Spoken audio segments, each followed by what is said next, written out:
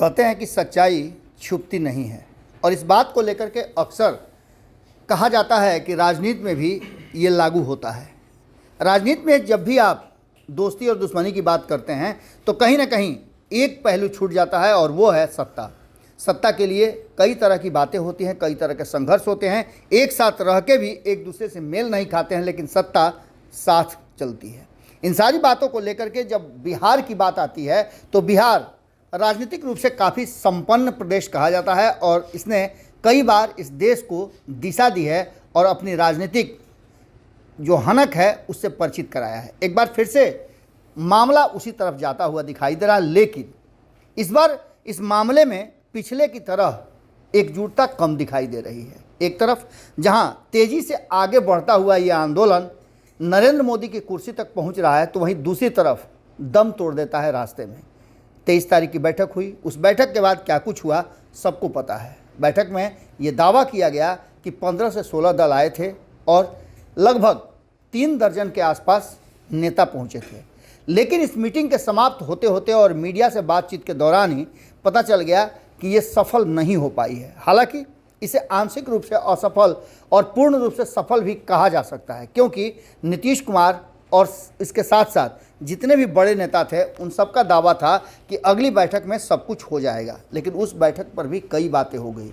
लेकिन इन सारी बातों के पीछे आपको बता दें कि भारतीय जनता पार्टी टकटकी लगा के देख रही थी और उसका इंतज़ार था कि कहीं ना कहीं कुछ ना कुछ तो लोचा होगा, और इसको लेकर के भारतीय जनता पार्टी ने अब उन मुद्दों को अपने हाथ में ले लिया है। पहली बार तो ये कि सीबीआई ने जब तेजस्वी यादव को चार्जशीट किया, उसके बाद से भारतीय जनता पार्टी ने दबाव नीतीश पर बनाना शुरू कर दिया और उस दबाव में ये हुआ कि कहीं ना कहीं जदयू और आरजेडी आमने सामने आ गई। मामला चंद्रशेखर से जुड़ा हुआ था, इससे पहले तेजस्वी यादव का मामला था। तेजस्वी यादव के मामले को थोड़ा पीछे रखने के लिए, उस पर से ध्यान हटाने के लिए चंद्रशेखर का मामला सामने लाया गया और इस पर सुनील सिंह ने बयान दे दिया। सुनील सिंह के बयान के बाद से जदयू जो तेजस्वी यादव का सपोर्ट कर रही थी कि भारतीय जनता पार्टी ने उन्हें फंसाया है, वो भी मुखर हो गई और अशोक चौधरी ने सुनील सिंह को औकात बता दी। उसके बाद बारी थी सुनील सिंह की। जब सुनील सिंह ने औकात बताया तो वो अशोक चौधरी से भी कई बांस आगे निकल गए और सीधे उनका हमला नीतीश कुमार ही हो गए। हालांकि उन्होंने डिलीट कर दिया है वो पोस्ट, जिसको लेकर के काफ़ी विवाद और चर्चा हुई। अब इन सारी बातों को लेकर के जब नीतीश कुमार के सामने, इससे पहले आपको याद होगा कि चंद्रशेखर को भी लालू प्रसाद ने भेजा था नीतीश कुमार के सामने कि जा करके बातों को समझ लीजिए और जो कमियां हैं उसे दूर करते हुए फिर से एक बार सब कुछ ठीक ठाक करके आइए। बिल्कुल इसी अंदाज में सुनील सिंह को भी कहा गया। जब लालू प्रसाद और तेजस्वी यादव पटना लौटे तो भेजा गया नीतीश कुमार से पैचअप करने के लिए, और भीतर खाने में कहा जा रहा है कि जो कुछ भी कहना था, जो करना था और जिस तरह से डांटना था वो सब कुछ हुआ, जिसकी कहीं ना कहीं एक कहा जा रहा है कि प्रति के रूप में देखने को मिली सुनील सिंह के बयान पर। भारत लाइव और पंचनामा में अक्सर हम दिखाते हैं कि क्या कुछ बिहार की राजनीति में घट रहा है।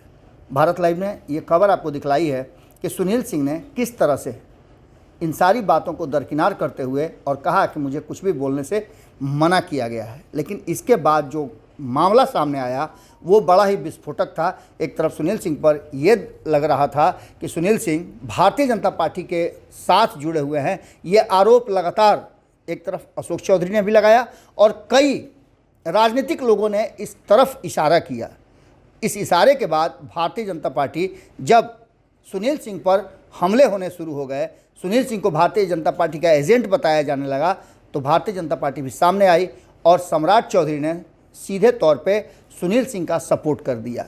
अब ये मामला किस तरफ जाएगा ये देखना दिलचस्प होगा, क्योंकि एक तरफ जहां सुनील सिंह ने साफ इनकार किया है कि वो जीवन पर्यंत राष्ट्रीय जनता दल और लालू परिवार के साथ रहेंगे, तो वहीं भारतीय जनता पार्टी ने जिस तरह सपोर्ट शुरू किया है उसको लेकर के एक बार फिर से चर्चा होनी लाजमी है। जुड़े रहिएगा भारत लाइव के साथ। खबर पर कोई भी अपडेट आएगा तो हम आपसे फिर जुड़ते हैं। बहुत बहुत धन्यवाद। अगर ये वीडियो पसंद आई और वह बिहार के राजनीति और बिहारियत से सरोकार रखेनी तो सब्सक्राइब बटन दबा के चैनल के सब्सक्राइब कर ली। ओजे एगो घंटी बा, ओकरा बटन दबा देला से कुल सटीक और मारक खबर रुआ मुफ्त में मिल जाई।